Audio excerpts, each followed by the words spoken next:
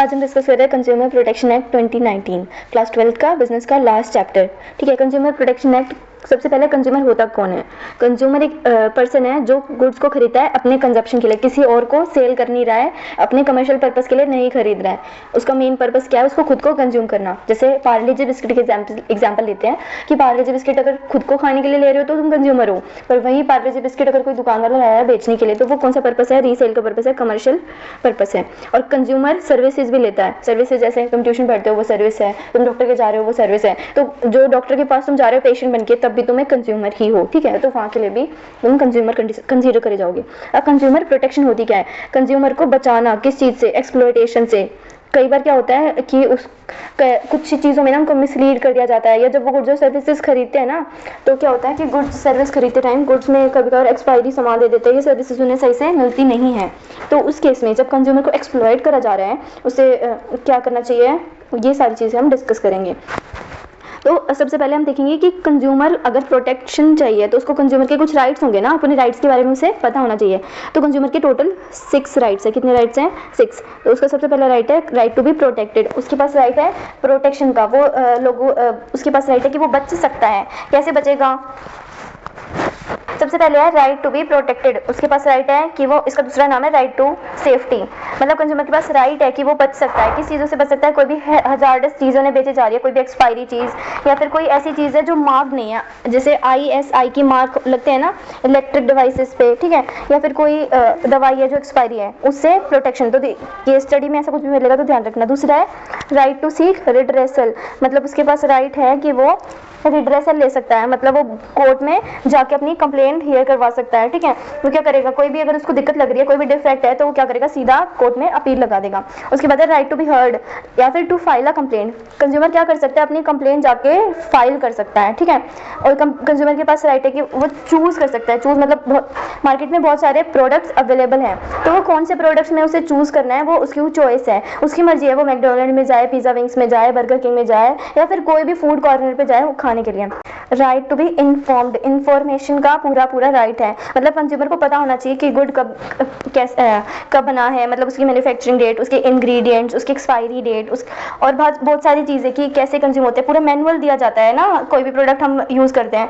तो अगर ऐसी चीज़ें हमारे को नहीं मिल रही है, जैसे कोई गैस सिलेंडर है तो गैस सिलेंडर के लिए भी आजकल बताने आते हैं कि भाई इसको ऐसे यूज़ करते हैं, इसको ऐसे अटैच करते हैं, ये गैस चलाने का तरीका। या फिर हम कोई भी नया प्रोडक्ट यूज़ करते हैं तो उसके साथ मैनुअल आता है, उसको रीड करके उसको बनाने का, अटैच करने का, इंस्टॉलेशन का हर एक चीज़ का तरीका बताया जाता है। ये इन्फॉर्मेशन का हमारे पास राइट है। उसके बाद है right to consumer awareness. Consumer को अवेयर होने का पूरा राइट है। तभी तो जब भी लोग तंबाकू खाते हैं उस पर लिखा होता है कि ये हानिकारक है, या ड्रिंक के ऊपर भी लिखा होता है कि alcohol is injurious to life या डेंजरस टू लाइफ। मुझे नहीं पता क्या लिखा होता है, जो पीता वो बता सकता है। ठीक है, smoking is injurious to health. ठीक है।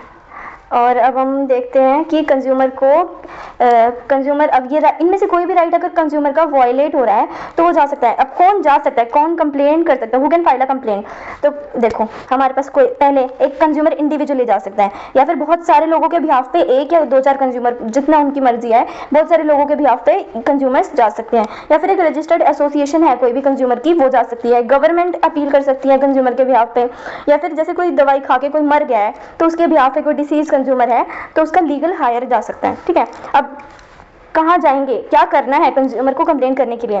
रिड्रेसल का क्या मैकेनिज्म है? अपने कंप्लेंट को रजिस्टर करेगा, कहाँ पे जाना पड़ेगा उसको? सबसे पहले है डिस्ट्रिक्ट कमीशन, स्टेट कमीशन और नेशनल कमीशन। ठीक है, डिस्ट्रिक्ट कमीशन के अंदर अगर कंज्यूमर की जो गुड्स या सर्विसेज की अमाउंट है 1 करोड़ के अंदर आती है तो वो कहाँ जाएगा? डिस्ट्रिक्ट कमीशन में। अगर 1 करोड़ से 10 करोड़ के अंदर आ रही है तो वो कहाँ जाएगा? स्टेट कमीशन में। और 10 करोड़ से एक्सीड कर रही है अगर वैल्यू तो वो जाएगा नेशनल कमीशन में। ठीक है, 1 करोड़, 1 से 10 करोड़ और 10 करोड़ से ज़्यादा। ठीक है, देखो हर एक में ना एक तो प्रेसिडेंट होएगा। ठीक है, और क्या है, सबसे पहले वाले में 2 अदर मेंबर्स हैं, एक प्रेसिडेंट 2 अदर मेंबर्स, इसमें एक प्रेसिडेंट 4 अदर मेंबर्स और इसमें एक प्रेसिडेंट और 4 अदर मेंबर्स। और इन तीनों में कंपलसरी है कि एक तो वुमेन होनी चाहिए। ठीक है, तो ये ठीक है, अब हम ये देखेंगे कि क्या हायरार्की फॉलो होएगी जब हम इस अपील को लगाएंगे। सबसे पहले कंज्यूमर की गुड्स की वैल्यू अगर 1 करोड़ के अंदर है, मतलब हमें ये तो पता चल गया कंज्यूमर डायरेक्टली कहाँ जा सकता है, पर कभी कभार क्या होता है कोर्ट के पास हम जाते हैं तो क्या होता है हमारी कई बार अपील पूरी नहीं होती, हम सेटिस्फाइड नहीं होते हैं। तो अगर कंज्यूमर सेटिस्फाइड नहीं हुआ है तो सबसे पहले कंज्यूमर जाएगा, मान लो कंज्यूमर डिस्ट्रिक्ट कमीशन में गया है, उसकी गुड्स की वैल्यू 1 करोड़ के अंदर है, ठीक है, तो वो क्या करेगा 45 डेज तक वेट करेगा। कितने दिन तक? 45 डेज तक। अगर 45 डेज के अंदर वो सेटिस्फाई हो गया तो ठीक है, अगर नहीं हुआ तो वो कहाँ चला जाएगा? स्टेट कमीशन के पास चला जाएगा, ठीक है, और फिर 30 डेज तक वो वेट करेगा। अगर वो सेटिस्फाई हो गया 30 डेज के अंदर तो ठीक है, नहीं तो वो क्या करेगा नेक्स्ट 30 डेज के अंदर वो कहाँ चला जाएगा?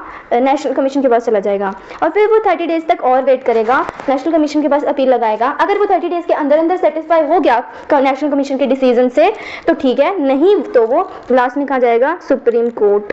सुप्रीम कोर्ट तो सबसे बड़ा है, इससे ऊपर कोई डिसीजन नहीं है, इसकी सुननी ही पड़ेगी। तो यहाँ पे तो कंज्यूमर सेटिस्फाई हो जाएगा, ठीक है, ये लास्ट में यहीं जाएगा। तो 45 डेज, 30 डेज, 30 डेज, ठीक है, यहाँ पे 45 डेज आएंगे, फिर दोनों में 30 डेज ही हैं, स्टेट कमीशन के पास और नेशनल कमीशन के पास।